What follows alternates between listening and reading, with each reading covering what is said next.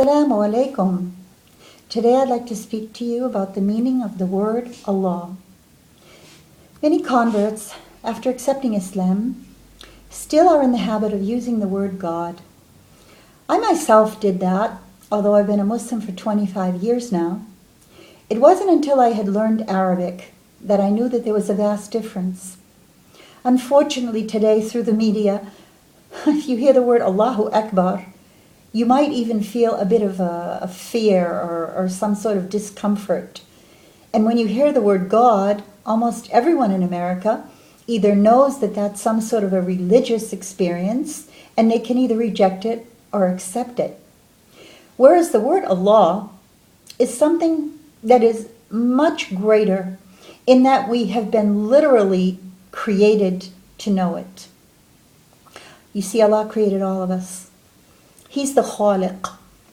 He created Muslims and non-Muslims. And He is our Rabb. He and only He is our Lord, who sustains us and gives us everything we need in the perfect time, portion, place, and manner. He is called Al-Muqayt. He knows just how much we need of everything. How much we need of money, food, shelter, friendship, knowledge, solitude, and He gives it to us in perfect proportion. He's Adl, which means He's completely just. He never oppresses. He never wrongs you. He even describes it as mithqala dharra. He doesn't wrong you an atom's weight. Rather, you oppress and wrong yourselves when you don't take the time to learn about who created you and why.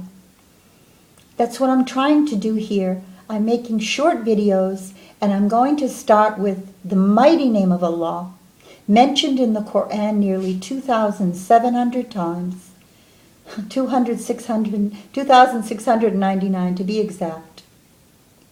The word Allah is inclusive of all His other characteristics. It is the greatest of His names. You can think about it as being all. Yes, all. A-L-L. Allah. In English, it would be spelled A-L-L-A-H. You know, when a baby's born, every baby in the world opens his mouth to scream and say, ah, ah, ah. Did you ever hear a little baby open his mouth and say, d-d-d, s-s-s-s, p-p-p-p, v-v-v-v, k-k-k-k?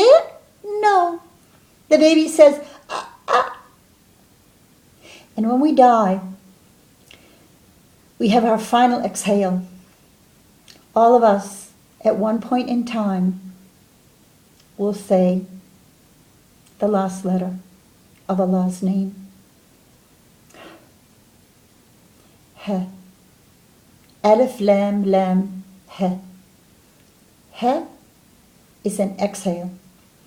So when Allah calls Himself the first and the last, also among His names, literally it is proven in the birth of every child and in the death of everyone.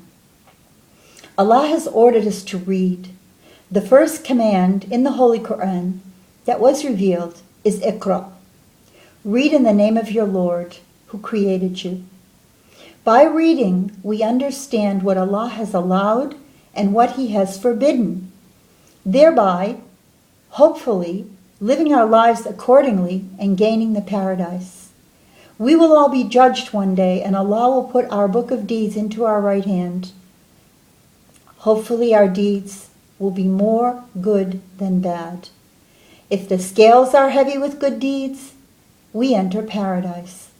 But if it's the opposite, unfortunately for us, we will be punished.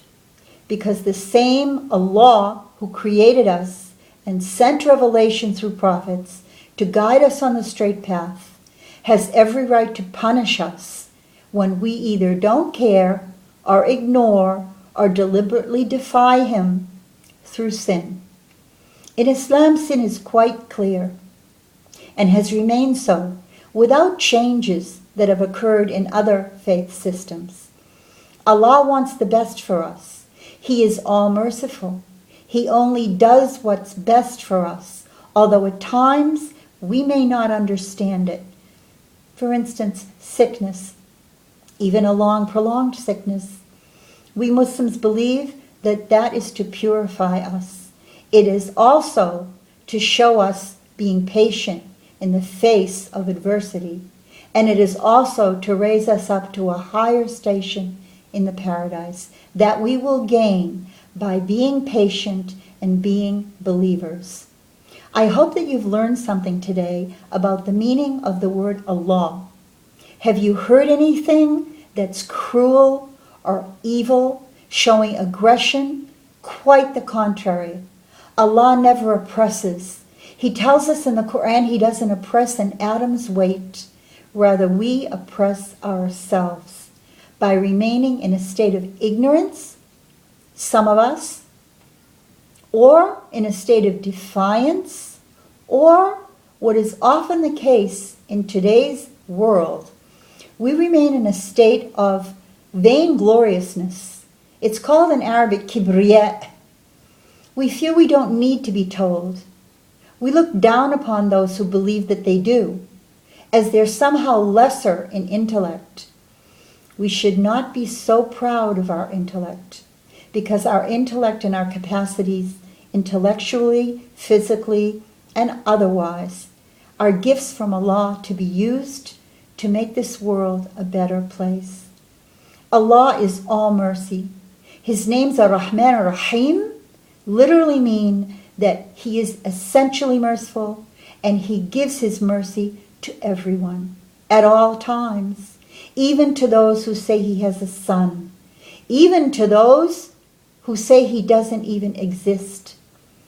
Allah allows them to keep on breathing, giving them chances day after day to look up, to observe the earth and skies, to wonder and to question who created all of this, and how every morning you wake up and there is the day, and every night you sleep and it's dark. Could this be an accident? Think about it. Think about it deeply. Inshallah, you enjoyed this small lesson and you learned something. I plan more. They'll all be short, maybe 10 minutes at the most, but hopefully, inshallah, I'm going to get through all of Allah's names. Asma'ullah al-Husna, His good names. He's all goodness. He's all mercy. And He's all forgiving. All you have to do is make the connection. Try to say it now. Try to say Allah. See how you feel. Keep saying it. Ask Allah to guide you. Could be a Muslim one day. Inshallah. Assalamu alaikum.